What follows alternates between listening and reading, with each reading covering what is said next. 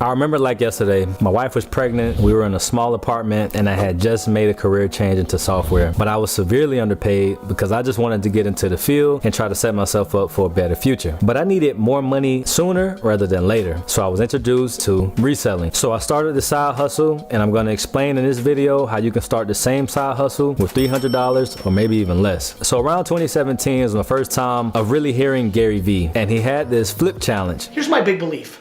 My big belief is this, my friends. The 2017 flip challenge is this. And I watched the video and I was extremely inspired to try to figure out how to do this flip challenge. So if you're not familiar with what the flip challenge was, it was you find some clothes or some appliances or games or whatever you have that you're not using anymore and you sell it on eBay to recoup some money. Now what you do with that money, it was up to you. Some people just kind of used it for bills or debt, and some people use it to reinvest and create a reselling business. And that's what I chose to do. So I had a bad habit of buying a lot of clothes and shoes during high school and college that I wasn't using anymore. So I sold a lot of those items on eBay, and it got me around $300. And that was the initial money that I used to start building this side hustle. So a lot of people have eBay accounts because they bought things on there before, but you can use the same eBay account to actually start selling items. If you don't have one, it's very simple to open an account, and you can really get started today on selling something. If you are interested in selling, you would have to link some kind of bank account to eBay because they do direct deposits for the money that they send you. This money that they send, you can decide if you wanted to have it sent every day, every week, and I believe maybe even once a month. So the first thing that you want to do is take an inventory of your closet, anything else you have around the house, and see what you think will be valuable. Whether it's shoes or clothes, games, appliances, whatever you have, take an inventory and we're going to set it aside. So eBay is actually not that hard to figure out. Once you have your item, it's very easy to go on the website and search for whatever your item may be. You can see what the average price is that other people are selling these type of items for, depending on the condition, and also what this kind of item has sold for in the past 90 days. And the benefit to eBay versus something like Amazon is that you don't have to get approved necessarily to start selling on eBay in certain categories. And on Amazon, you have to get approved to sell in certain categories, and it's a whole hassle, and it can take time. That's a whole nother video. But this is why I always recommend that people start selling on eBay first, because of the lower barrier of entry. So for example, if you have a certain item, you can look and see how you want to title the item. So what I typically do is I put the brand first, whether it's men's or women's, and then give some keywords afterwards to try to describe what the item is. Basically anything that somebody would search for. So this could be the color of the item, this could be the size if it's clothing, or any other key characteristics that somebody is going to search for when they go on eBay. Because you have to think like how you would search for something on eBay and title your items that same way. It's also not hard to figure out how to price your items. If you look, and you can look at the sold or you can look at the active items, you can try to see what an average amount would be for the item that you're trying to sell. And you can also see what's in demand. So for example, if you see something that has 200 active listings and then you go to sold and only has 30 sold listings in the last 90 days, it's probably not in really good demand. Versus if you see something that has 200 active listings and it has 350 sold listings in the last 90 days, that item is in very high demand. So you can kind of get an idea about how long something may take to sell based off of if it's in demand or not. So shipping